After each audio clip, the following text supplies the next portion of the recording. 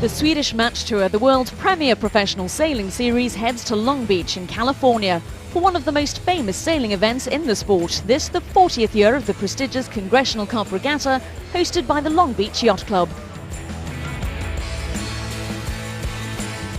The Swedish Match Tour takes in 8 events around the world, from Japan and the USA to Europe, and features America's Cup teams and skippers, Olympic gold medalists and world champions in the ultimate one-on-one test. The tour runs July to July each year and began in Denmark last year, with victory going to Sweden's Magnus Holmberg, winner of the tour in 2001. The next event was the Investors Guarantee Bermuda Gold Cup, sailed in 35-foot IODs, and it was Australia's Peter Gilmore who came through to beat Chris Dixon in a thrilling 5-race final. Next was the Nippon Cup in Tokyo, and Gilmore triumphed again, showing his incredible skill, versatility and experience. Leading the tour going into the event, Peter Gilmore's 2 victories and 3rd in Denmark give his Pizza La team a clear lead over Magnus Holmberg, while defending tour champion Jasper Radek is 3rd after 3 events. A new venue and a new event, as the Long Beach Yacht Club welcomes 10 of the top teams in the world for the 40th Congressional Cup, a regatta that has proved a who's who of sailing over the years. Included in the lineup this year are 3 previous winners: Peter Gilmore in '88, Terry Hutchinson in '92 and Gavin Brady, who won in '96 and '97. But this is a highly talented field and anyone is capable of winning on the day. And I'd like to welcome all the skippers and all their crew to the 40th Congressional Cup at Long Beach Yacht Club. One of the unique elements of the Swedish Match Tour is that teams are faced with a different type of yacht to sail at each event. The Long Beach Yacht Club has a fleet of Catalina 37s. Representing the club in this regatta, Scott Dixon knows these boats intimately. These are the Long Beach Yacht Club Catalina 37s.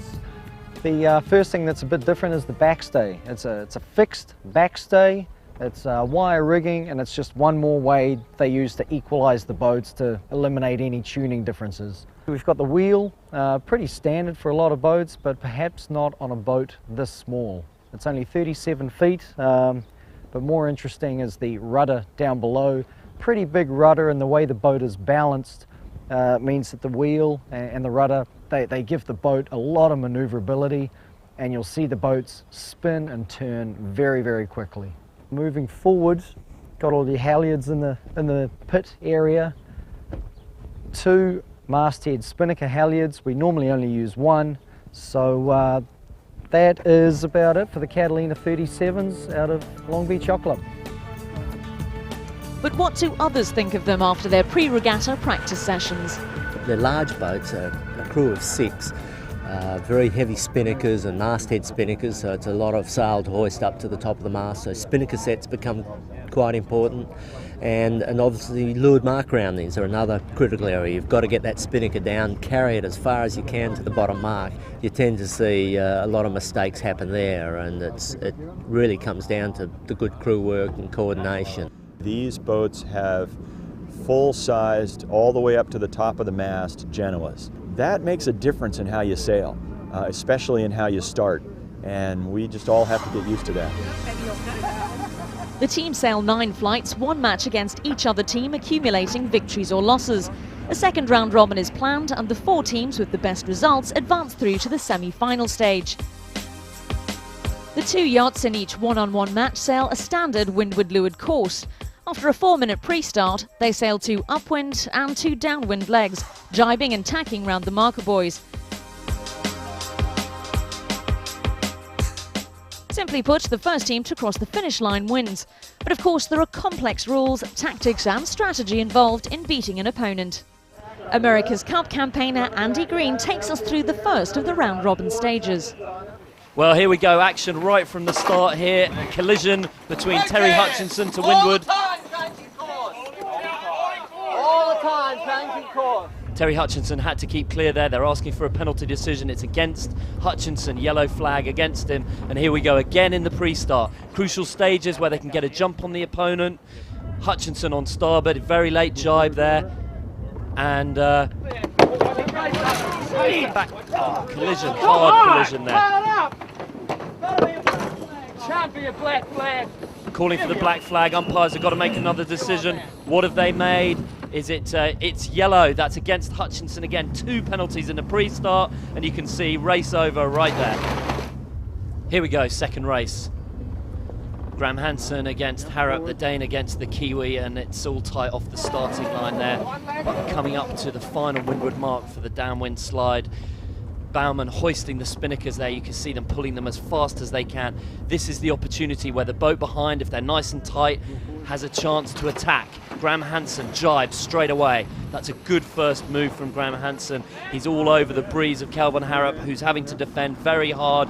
Graham Hansen attacking, and looks like a slight crew work error there on Harrop's boat. They've got the spinnaker pole on the wrong side. The chute's not filling.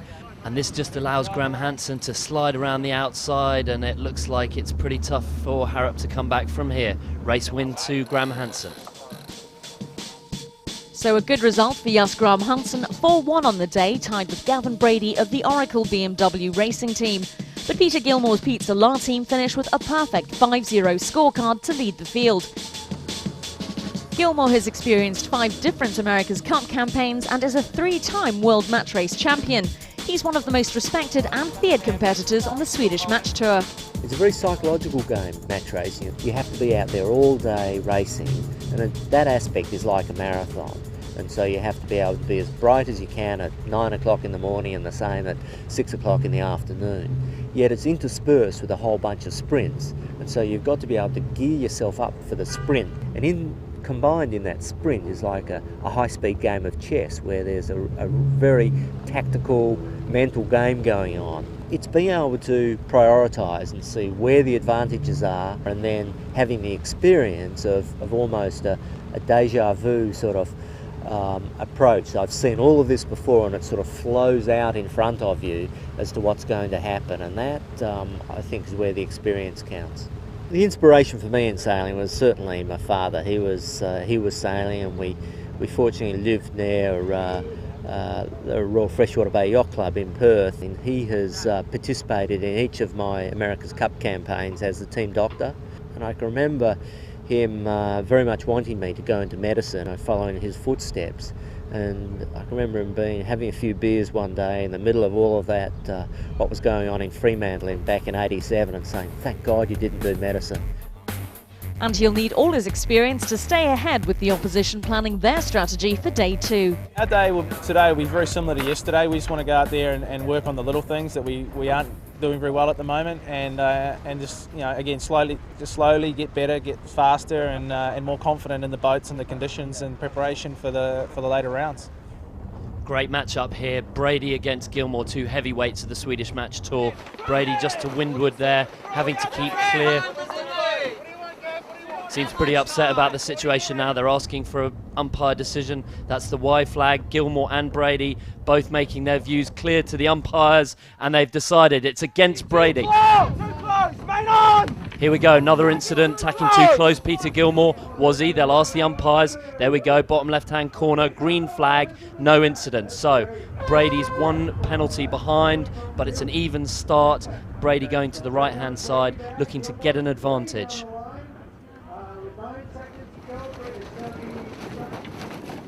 Now, at the top windward mark, Gavin Brady's a penalty down, so what he's doing here, slowing the game down, he's trying to trap Gilmore into making a foul against him. This is on the race course, usually racing as fast as possible, but right now, stopped. There we go, very tight between Brady, and Gilmore has to keep clear in this situation.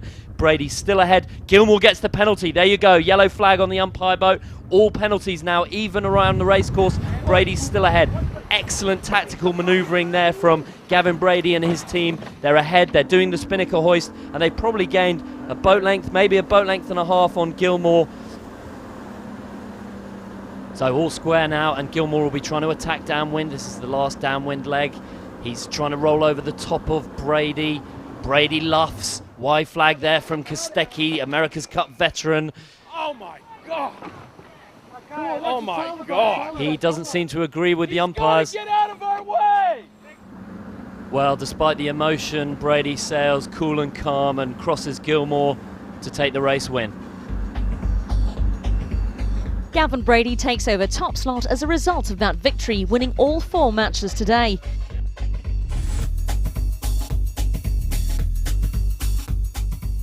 The history of the Congressional Cup reads like a remarkable who's who of sailing, with most of the top names in the sport having competed here over the years.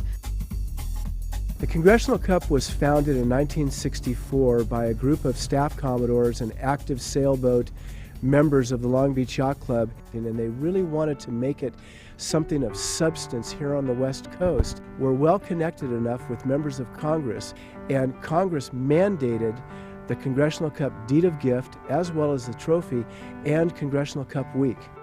What became apparent to us as the years went on is that the best sailors in the sport wanted to come to Congressional Cup to show their skills. The America's Cup has had a big bearing on Congressional Cup relative to skippers coming here. Dennis Conner, a 2-time winner, Ted Turner with his tactician Gary Jobson in 1977. People like Sir James Hardy. The list goes on and on. Not necessarily using it for practice, but using it as a launch pad to the next level, which is the America's Cup. The formats are the same, the players are the same. Coming up after the break, we move to the semis and finals of the 40th Congressional Cup with valuable points for the Swedish match tour at stake.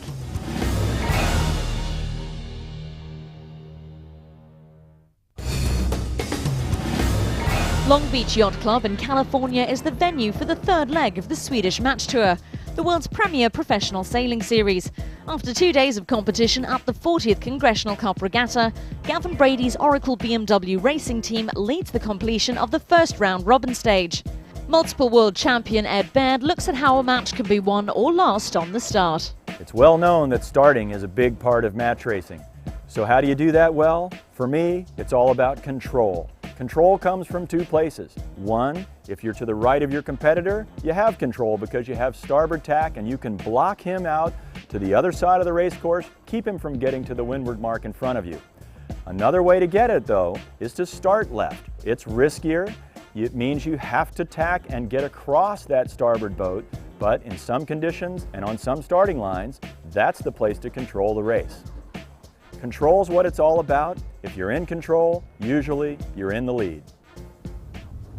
Back to the action with the closing stages of round robin 2, which determines the 4 semi-finalists. Well, change of scenery here, and 12 to 14 knots of breeze now making a real difference on Long Beach Harbour. The crew's having to work a lot harder at their spinnakers, and Brady ahead comfortably now against Ed Baird. He's the one in control, hoisting their chute down for the final run. Brady in a good position to go through to the semi-finals. Having completed all but one of the 18 scheduled flights, the results are in and the top 4 revealed at a press conference after racing. Peter Gilmore comes back strongly to score 15 wins and only 2 losses. But Terry Hutchinson, Ed Baird and Gavin Brady all start afresh now in the best of 3 semi-finals of the 40th Congressional Cup. The final day of the regatta and the 4 semi-finalists prepare for battle. As leader, Peter Gilmore can choose his opponent, but is playing a tactical game and keeping his decision until the very last moment. There's quite a lot of psychology in this game, and could you imagine being in the position of being a competitor and actually not knowing who you're going to race and maybe hoping he doesn't choose us or whatever the case may be. So, you know, it's just a little bit of a psychological game, really. It's no psychological battle for me. I'm confident in my ability. I'm confident in the team's ability. And, you know, if somebody thinks they have a psychological edge on me, I think they're mistaken. It's yours to lose out there. You don't want to go out there today and get on the airplane tonight and go, well, we lost it. The other guys didn't win it as such, you know. So we just want to go out there and my thoughts when you get to the semis is, you know, get clean, get off the line, try to avoid the penalties and the situations. And we've got a great crew, and if I get off the line even, I think I back my crew, and you know, that's about as far as the psychology goes on our boat. You know, to win a match races, there's a whole lot of things going on. First of all, you have to come out and be totally happy to stand toe-to-toe with any other person on the planet and say, I can beat this person. And you and your whole team have to be capable and ready to do that.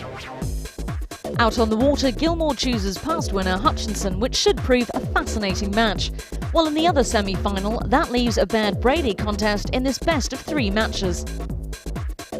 With the racecourse set close to Belmont Pier at Long Beach, it's a fascinating situation with 3 former winners of the Congressional Cup still involved, and Ed Baird still hoping to add his name to the trophy. Well, we joined this race on the first downwind leg. Ed Baird squeezing around the outside of Gavin Brady with these huge spinnakers. Very easy to take away the air from the boat that's in front, and the boat behind can really make some good attacks downwind. Approaching the bottom mark now, the 2 boats. Baird on the inside, just on the inside. Gavin Brady trying to get an overlap. Does he have an overlap? This is often a crucial moment at the bottom mark. That's not room, and we're overlapped at the mark. Yeah, Brady explaining the rules to the umpires. I think they probably know it. They've given a green flag. Brady's team doing a fantastic job up this beat. They've taken the right-hand side, and now they're ahead of Baird. It's switched around again, and Ed Baird's got to attack again from behind on this downwind slide to the bottom mark. Boat length and a half there. This will be pretty tricky for Ed Baird to come back on this last run. Does the same, doesn't go on the outside, comes on the inside, does a double jibe, holds Brady out to the right-hand side, and if Ed Baird can stay clear and remain clean, no penalties, he'll go on to win this first semi-final race. Looks like he's clear there, no overlap. Coming down to the finish line, Baird takes it. Great race. True to his word, Terry Hutchinson defeats Gilmore in their first match and now perhaps gains the psychological advantage as they go into their second semi-final. Well, all action here in this pre-start, both boats to leeward of the pin. They're really struggling to get to the line here, and Hutchinson's having to keep clear of Gilmore, who is to leeward boat. He spun it back. Gilmore not happy with how Terry Hutchinson is driving his boat. Hutchinson getting a pre-start penalty. The umpires agreeing with Peter Gilmore, but there's still action here at the pin. That's the start. He's over the line. Hutchinson over the line. Gilmore seems to think he hit the mark. Hutchinson's pretty sure he hasn't hit the mark.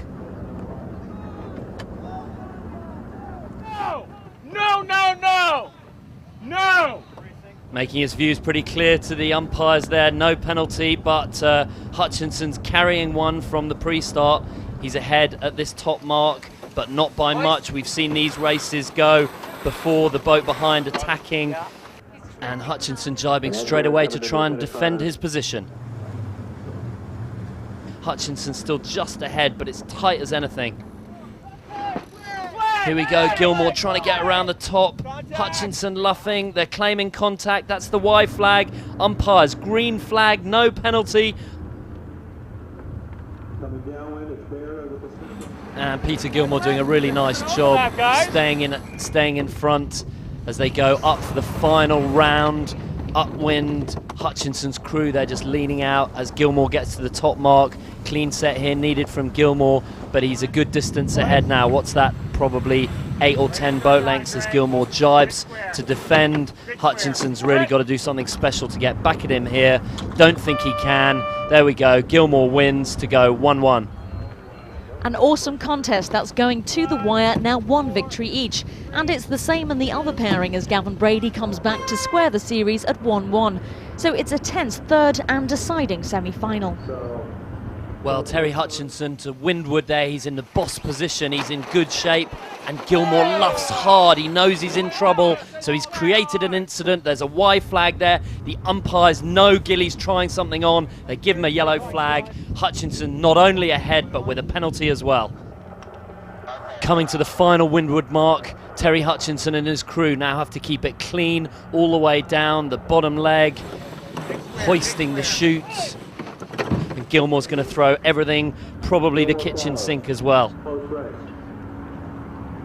Downwind, Hutchinson tries to keep his air clear. Gilmore soaking down on top of him. Great example of how the breeze holds back the boat in front and the boat behind gets to attack. Hutchinson keeping on the left-hand side of the racecourse. He knows that Gilmore's got a penalty. Gilmore's got to try and overlap him, got to force an incident, and that's what he's doing right now. He's just soaking down. Hutchinson's even taken his spinnaker down to try and avoid getting a penalty from Gilmore. Even so, they're putting up a Y flag.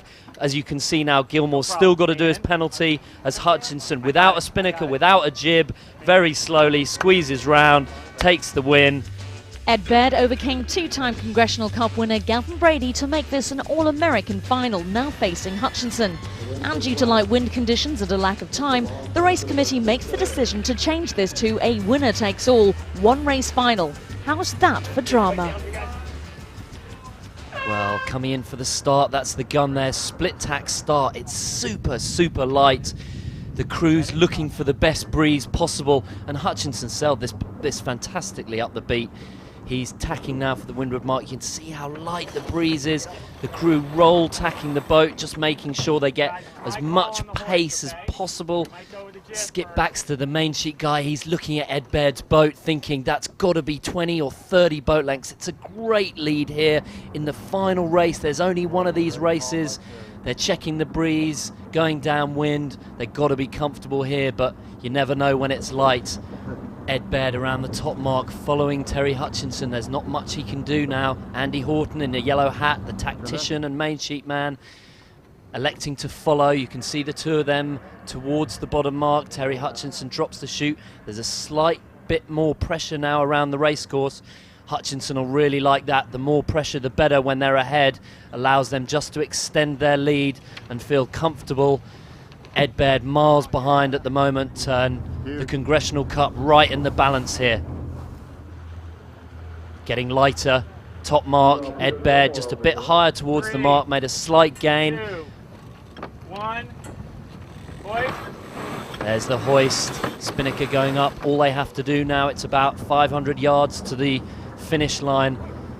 Ed Baird follows in. He's probably made a few boat lengths, but nothing really to threaten Hutchinson at the moment. Fantastic set there, absolutely first class. Ed Baird jibing away. Oh, Terry Hutchinson in no breeze at all. Look at that on the right-hand side. Absolutely nothing in the spinnaker. Ed Baird jibing away, looking for the pressure. That's Andy Horton calling the breeze on the other side. Chris Larson, tactician on Terry Hutchinson's boat, looks a little upset. The stress levels increasing on board as Ed Baird picks up the breeze. Oh, guys, you're giving it to him! You gotta give it on! This is so unfair! Oh, Terry Hutchinson can just see it slipping away. He's so upset. Guys, I can't believe we let this happen. Oh, it's a heartbreaker for Hutchinson, but that's match racing, and Ed Baird and his crew take the 2004 Congressional Cup. A winning margin of 1 minute 40, but you have to feel sorry for Terry Hutchinson and his crew as Baird leads the parade of sail back to the club. Should the race have been abandoned? There are two sides to that argument, but Ed Baird's team win, having sailed superbly all week. That rare mixture of skill, experience and luck all coming together exactly when required. With the award ceremony honouring all the competitors, it's Ed Baird's Team Mustang that wins the 40th Congressional Cup and carves their place in sailing history. Ed becomes the 25th skipper to have won the trophy and claim his Crimson Club blazer. Wow, fantastic. You know, this trophy is just filled with incredible names. I mean, just looking here, I'm looking at Ted Turner and Dennis Durgan, and I mean, it's just an amazing list of people who are the who's who of our world of sailing over the years. So it's a great privilege to be part of that team, and you know, to have won here, it's fantastic. His team also vaults into 5th place overall on the Swedish Match Tour after 4 events. But Peter Gilmore remains as tour leader halfway through the series with an impressive margin. The next event to come takes us to the beautiful island of Elba in Italy for the Toscana Elba Cup. So join us for all the action from the Swedish Match Tour next time.